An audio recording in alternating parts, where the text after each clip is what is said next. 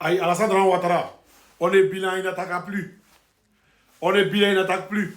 C'est bilan inattaquable.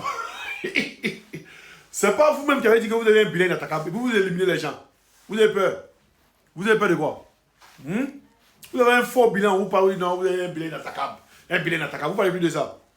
Vous avez dit non, que c'est 98% des Ivoiriens qui vous réclament. Déjà, quand vous quittez en Côte d'Ivoire, vous venez en France, là, vous allez parler sur les réseaux, sur les chaînes télévisées. Écoutez votre parole, il va vous dire quelque chose.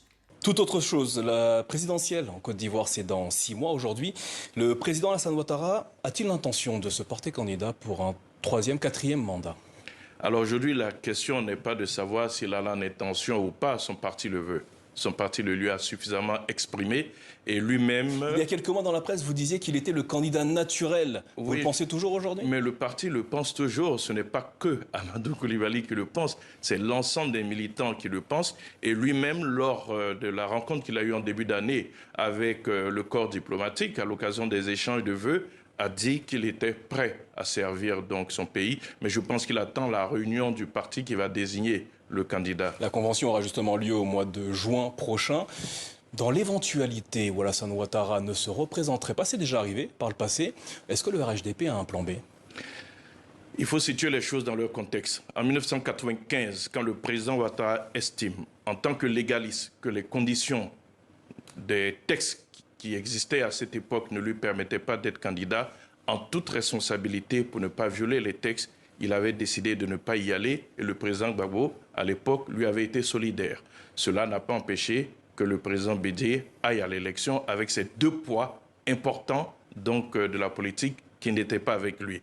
Pour le moment, le parti veut que ce soit le président Ouattara. Voilà, lui seul, on lui pose la question, 3e mandat, 4e mandat, il dit oui, oui. Donc vous reconnaissez, ça a été un 3e mandat et un 4e mandat. Là, tu n'as pas nié.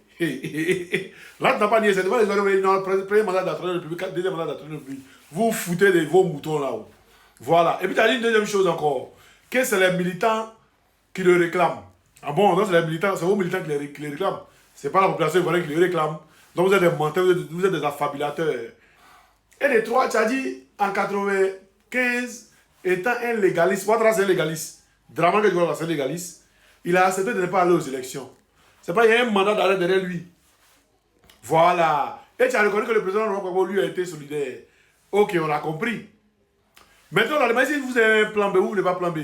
Et puis c'est les gens qui voulaient que les gens aient un plan B. Pourtant, Mamadou Touré, ce Woubi là, une fois il a dit, si vos papas veulent partir, vous allez partir de papa. Il a dit ou il n'a pas dit. Vraiment, c'est amphibien comme ça là. On ne, comme on dit, il n'attaque plus. Hein? Vous n'êtes plus les plus aimés en Côte d'Ivoire. Mais venez qu'on pose le débat. Et vous avez ici l'hémicycle. À l'hémicycle, les députés PPACI sont sortis de l'hémicycle et les députés aussi PDCI sont sortis de l'hémicycle.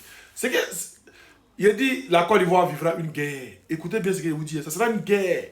Et cela, comme ils n'ont rien à peine. Comme ils n'ont rien à peine, ils veulent se dire qu'ils vont faire une guerre, les Ivoiriens vont faire un truc comme 2023 et comme 2020. Mais cette année, ce ne sera pas 2020. On a évolué. Hein? On a changé d'autres méthodes. Et ces méthodes-là, ça va marcher de gré ou de force. Ouattara, ces méthodes-là vont marcher de gré ou de force. Voilà, on a ça, massivement les gars.